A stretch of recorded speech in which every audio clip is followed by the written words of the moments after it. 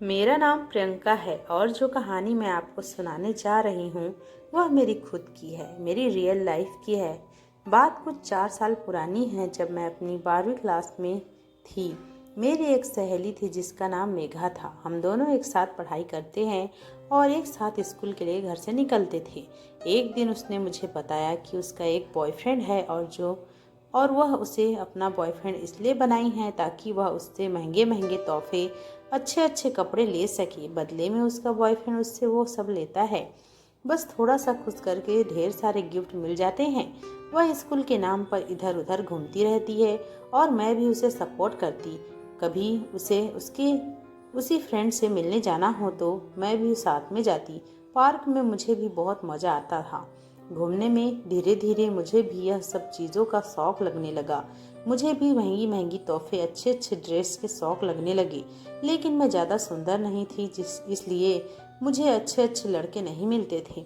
जो मुझे प्रपोज करते थे वह या तो खुद ही बहुत गंदे दिखते थे या फिर ज़्यादा पैसे वाले नहीं होते थे।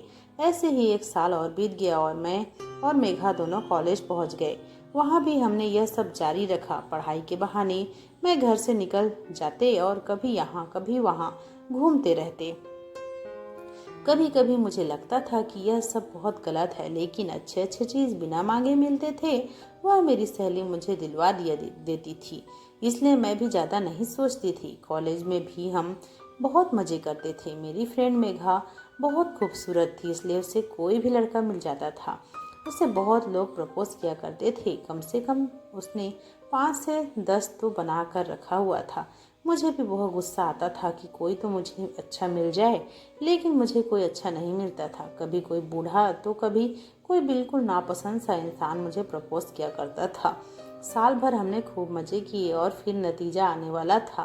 कॉलेज के एग्ज़ाम क्लियर हो गए थे, जिसमें मैं फेल हो गई थी और मेरी फ्रेंड मेघा पास हो गई थी। वह तो बिल्कुल भी पढ़ाई नहीं करती थी और इधर उधर घूमती भी थी, फिर भी पास हो गई थी। मैं थोड़ा बहुत पढ़ाई करती थी, फिर भी फेल हो गई थी। और अब क्या था, मम्मी पापा ने बहुत घर में डांट लगाई। पढ़ाई करने जाती है या क्या करने जाती है, बहुत कंप्लेन है तेरे, तू बहुत घूमते रहती है तेरे सहेलियों के साथ। और अब मैं क्या करती, मुंह बंद करके चुपचाप सब कुछ सुन रही थी। मम्मी ने तो मेरी पिटाई भी कर दी, लेकिन पापा ने बोला एक बार और पढ़ाकर देखते हैं, क्या पता यह इस बार पास हो जाए। मैं बहुत खुश हुई कि पापा ने मुझे एक मौका तो दिया। इस बार मैंने घर में रहकर एग्ज़ाम दिए। मैं एग्ज़ाम के दिनों में जाती थी, फिर भी पता नहीं क्यों मैं इस साल भी फेल हो गई।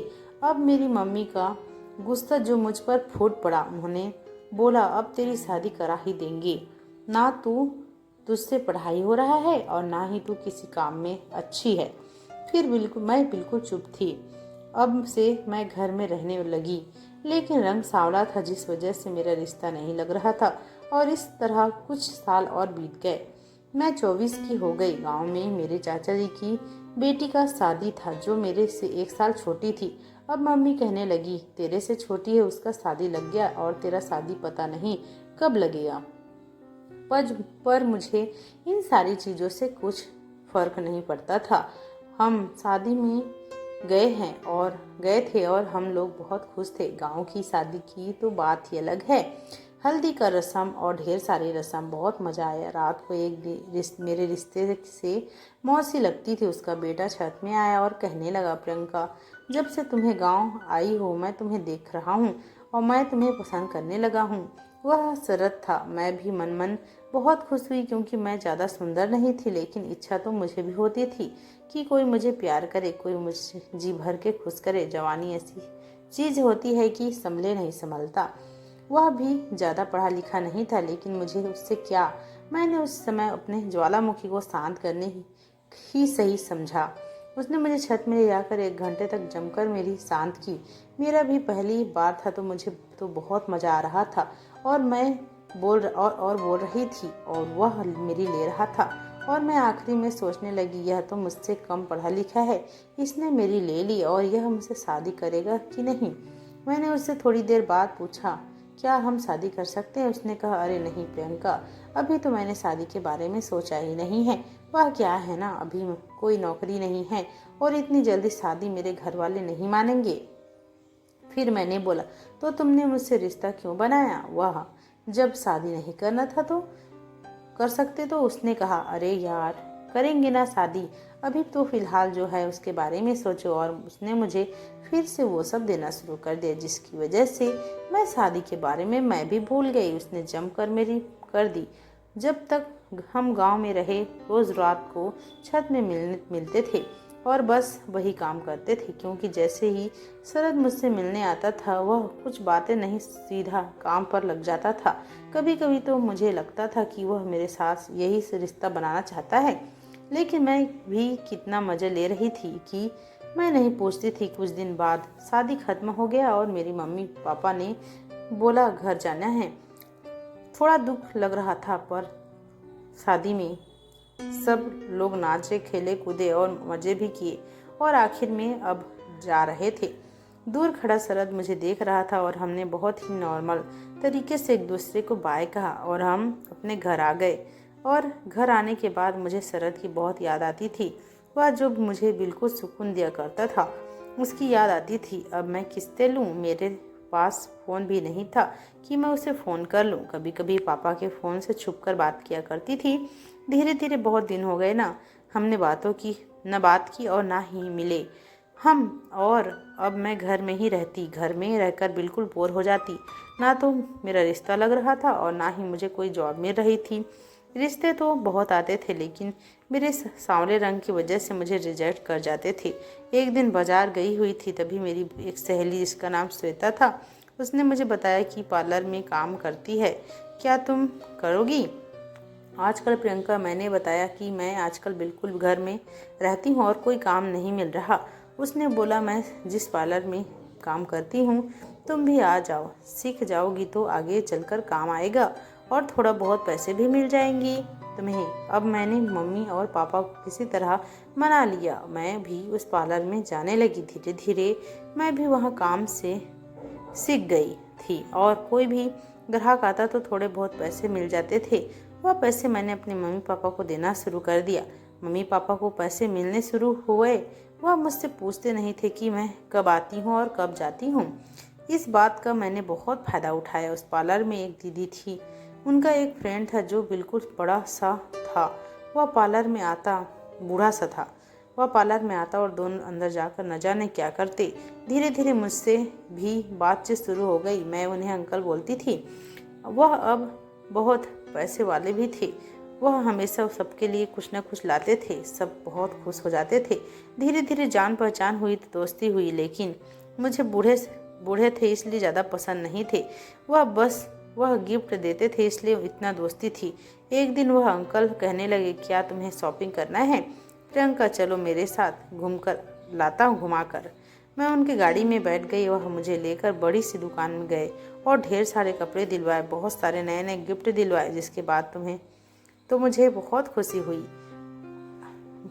होती थी। आए दिन वह हमें कुछ न कुछ देते रहते थे। एक दिन उन्होंने मुझे अपने एक फार्म हाउस पर लेकर गए और वहाँ एक नौकर था जो उस फार्म हाउस की देखरेख करता था। उनका घर काफ़ी बड़ा था और बहुत सुंदर भी था। सोफे पर बैठी थी मैं, तभी अंकल ने नौकर को बाहर जाने को कहा। बोला, वह फिर मेरे एकदम पास आकर बैठ गए। मैंने बोला, यह क्या कर रहे हैं अंकल आप? उन्होंने बोला, क्या प्रियंका, मैं सब जानता हूँ, तेरा कोई फ्रेंड नहीं है ना, और कोई तुझे गिफ्ट तक नहीं देता। वह मेरा भी कोई फ्रेंड नहीं है। तू मेरा दोस्त बन जाना, बदले में जब चाहे तब तुझे जितना चाहे उतना शॉपिंग कराऊंगा। पहले तो मुझे ठीक नहीं लगा यह सब चीज़, लेकिन अंकल जिस दिन से मैंने देखा था वह बहुत खर्चा करते थे पार्लर की सारी लड़कियों पर और बहुत सारे पैसे भी उड़ाते थे। मैं फट से मान गई। उन्होंने मुझे इस तरह से फीलिंग दिलाया जैसे लगा ही नहीं कि वह अंकल है। वह बिल्कुल 20-25 साल के लड़के जैसे लग रहे थे, इतने स्ट्रांग थे वो। उनका वो भी बहुत सख्त था और थोड़ी देर बाद बोलने लगे, क्यों प्रियंका, कैसा लगा मेरा सेवा? कोई कमी तो नहीं रह गई ना? मैंने कहा, अरे अंकल, ऐसी सेवा तो मैंने आज तक नहीं देखी थी। आप तो आजकल के लड़कों से भी ज़्यादा ताकतवर हैं, आप बहुत स्ट्रांग हैं। उन्होंने मुझे 2 घंटे तक बिल्कुल सांस लेने का भी मौका नहीं दिया। हम थक हार कर बैठ गए तो वह नौकर हमारे लिए जूस लेकर आया और कुछ खाने पीने की चीज़ लेकर आया। जिसके बाद जान में जान आई। अंकल फिर से मेरे पास आए और कहने लगे, प्रियंका तुम चाहो तो वह गेम फिर से स्टार्ट कर सकते हैं। मैंने कहा, नहीं अंकल, मुझे घर भी जाना है। ऐसे तो मैं घर भी नहीं जा पाऊंगी। एक बार से तो मेरा ये हालत है, इतना ख़राब हुआ है, दोबारा में तो पता नहीं क्या होगा। वह अंकल इतने हंसने लगे। ठीक है, नेक्स्ट टाइम। और हम घर आ गए। मैं घर आकर सोच रही थी, पहले भी हमने यह सब गेम खेला हुआ है, लेकिन इतने स्ट्रांग अंकल लगते नहीं हैं कि ये 40 साल के हैं। ऐसा लग रहा था कि 25 साल के लड़के हैं। जो भी हो, बहुत अच्छा लग रहा था। अब तो इन सब चीज़ों जैसे स्वाद सा लग गया था। पैसा कमाना कोई मुश्किल चीज़ नहीं, ऐसा लग रहा था। बिल्कुल नहीं लगता था। जब चाहो अंकल मुझे कुछ भी लाकर दे देते थे।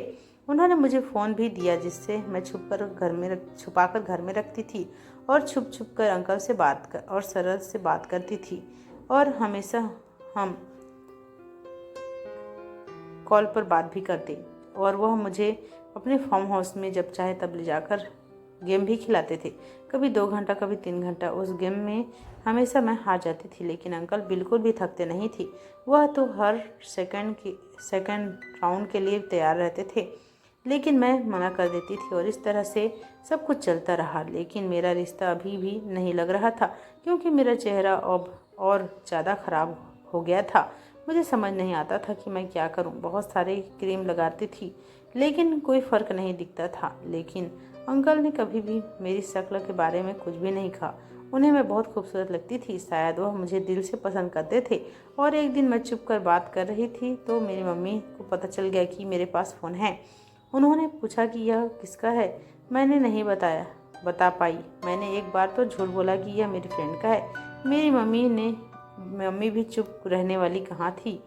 उसने जिस सहेली का फ़ोन है उससे जिसका नाम लिया था उससे ही बात करने के लिए बोला। मैंने बात कराया तो उसने हाँ तो बोल दिया, लेकिन डर कर बोला। अब मम्मी को यकीन हो गया कि मैंने कुछ तो गड़बड़ किया है। उन्होंने मुझे और पिटाई की और वह मोबाइल तोड़कर फेंक दिया। और अब मेरा घर से बाहर निकलना भी बंद हो गया। उन्हें समझ बात निकलना भी बंद हो गया। बाद में उन्हें समझ आ गया था कि मुझे बाहर का हवा लग गया है। अब उन्होंने मेरी शादी के लिए उन्होंने अपने रिश्तेदार में जल्दी बात फैला दी कि इस साल शादी करना ही है। इस तरह से रिश्ते आते हैं और मुझे बार बार रिजेक्ट करते हैं। एक रिश्ता आया, वह उसके बच्चे थे, लेकिन वह बहुत पैसे वाला था। लेकिन मेरी माँ का मन नहीं माना। उन्होंने बोला कि उसकी 2 संतान पहले से है, क्या वह मेरी बेटी को अच्छे से प्यार देगा, वह सम्मान देगा। बच्चे चाहे जैसे भी हो, माता पिता तो अपने बच्चे के अच्छे के लिए ही सोचते हैं। लेकिन इस बीच एक लड़के का रिश्ता आया जो बहुत सीधा साधा और बहुत शरीफ घर से था। हालांकि वह गरीब था, लेकिन पढ़ा लिखा था, ना कोई नशा करता था और ना ही किसी के चक्कर में रहता था। बहुत ही अच्छा लड़का था। उसका रिश्ता आते ही मेरे मम्मी पापा ने तुरंत हाँ बोल दिया। लड़के को सिर्फ घरेलू लड़की चाहिए थी जो पढ़ी लिखी हो। हमने 2 बार फेल होने वाली बात छुपा ली।